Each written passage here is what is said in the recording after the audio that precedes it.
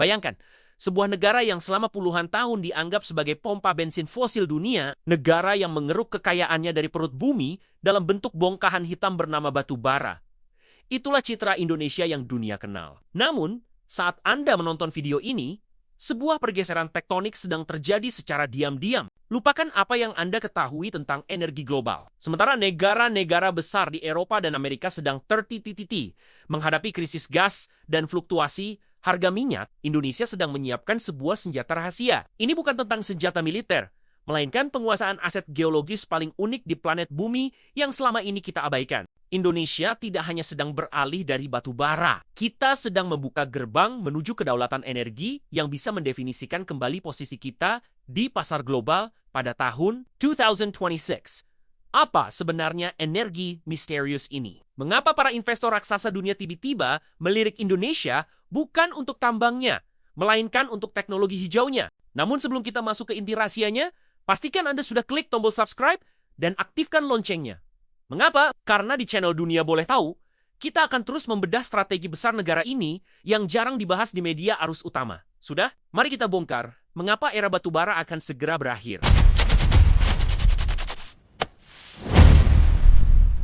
Selama lebih dari setengah abad, batubara adalah napas bagi ekonomi Indonesia. Indonesia adalah eksportir batubara termal terbesar di dunia. Lebih dari 60% listrik di rumah Anda saat ini kemungkinan besar berasal dari pembakaran batu bara. Murah, melimpah, dan mudah. Namun, dunia sedang berubah. Kita berada di sebuah persimpangan karbon yang berbahaya. Di satu sisi, komitmen iklim internasional seperti Perjanjian Paris menuntut kita untuk segera melakukan dekarbonisasi. Di sisi lain, ada ancaman ekonomi yang nyata bernama stranded assets atau aset yang terhenti. Jika Indonesia terus memaksakan diri bergantung pada batu bara, suatu saat nanti, produk-produk ekspor kita akan dikenakan pajak karbon yang sangat tinggi di pasar internasional, membuat ekonomi kita tidak kompetitif. Inilah masalahnya.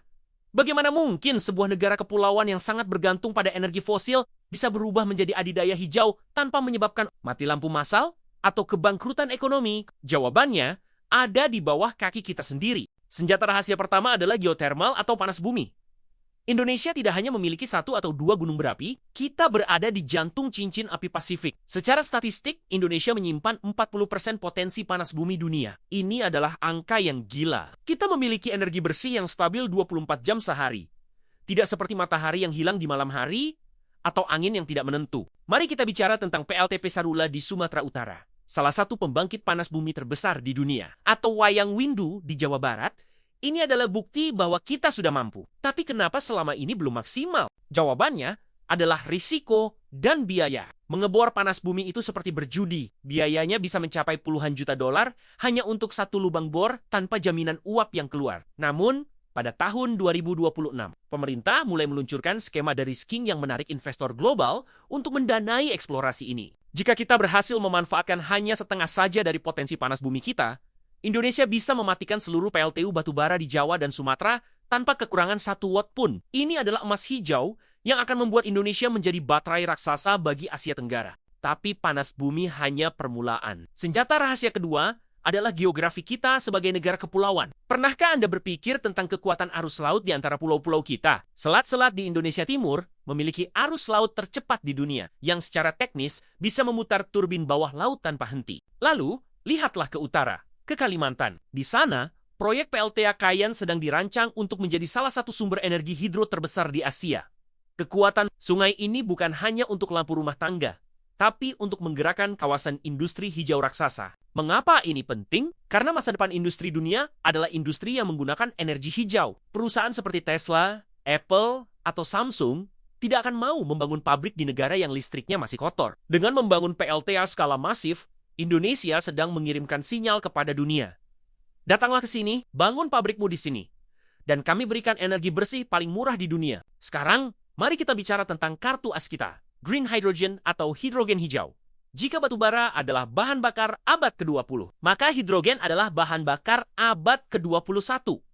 Hidrogen hijau diproduksi dengan memecah molekul air menggunakan listrik dari sumber terbarukan seperti panas bumi atau hidro yang tadi kita bahas. Indonesia memiliki ambisi untuk menjadi regional hub atau pusat distribusi hidrogen hijau di Asia Pasifik. Mengapa? Karena negara tetangga kita seperti Jepang, Korea Selatan, dan Singapura sangat membutuhkan hidrogen untuk industri dan transportasi mereka. Namun, mereka tidak memiliki lahan atau sumber daya alam seperti kita untuk memproduksinya. Bayangkan di masa depan, Indonesia tidak lagi mengekspor kapal berisi batu bara yang mengotori laut, melainkan kapal tanker berisi hidrogen cair yang sangat bersih. Ini adalah perubahan model bisnis negara dari pedagang komoditas mentah menjadi penyedia solusi energi masa depan. Investasi asing mulai mengalir deras ke sektor ini. Dan tahun 2026 akan menjadi titik balik di mana proyek-proyek percontohan hidrogen mulai beroperasi secara komersial. Transformasi energi ini bukan hanya soal lingkungan atau kabel listrik. Ini adalah soal kekuasaan. Selama ini, geopolitik energi dunia didominasi oleh negara-negara Timur Tengah dengan minyaknya atau Rusia dengan gasnya.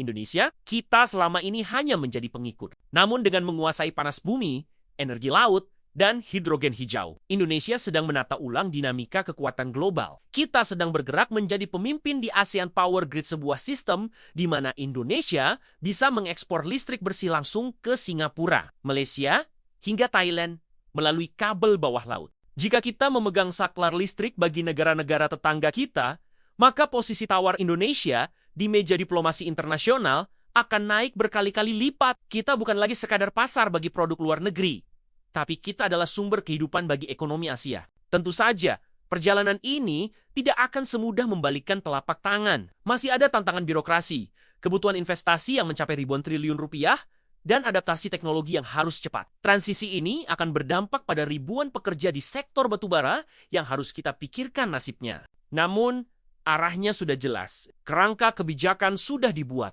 dan insentif mulai dijalankan. Target kita bukan hanya tahun depan, tapi menuju kemandirian penuh di tahun ke-2040. Perubahan ini akan terasa secara bertahap, namun dampaknya pada tahun 2026 akan mulai terlihat di mana harga energi bersih mulai bersaing ketat dengan fosil. Indonesia tidak sedang bermimpi. Kita sedang bangun dari tidur panjang kita sebagai penonton global. Senjata rahasia itu ada di sini, di tanah ini, di air ini, dan di uap panas yang keluar dari gunung-gunung kita. Sekarang pertanyaannya bagi Anda. Apakah Anda percaya Indonesia sanggup meninggalkan kejayaan batu bara dan menjadi adidaya energi hijau? Atau menurut Anda, ini hanya sekadar ambisi di atas kertas? Tuliskan argumen cerdas Anda di kolom komentar di bawah. Saya ingin membaca perspektif kalian. Jangan lupa untuk like video ini jika Anda bangga dengan potensi bangsa ini. Dan bagikan video ini ke teman-temanmu agar mereka juga boleh tahu tentang masa depan Indonesia. Terima kasih telah menonton sampai akhir, dan sampai jumpa di analisis mendalam berikutnya. Tetaplah penasaran, karena dunia selalu punya cerita yang perlu kita tahu.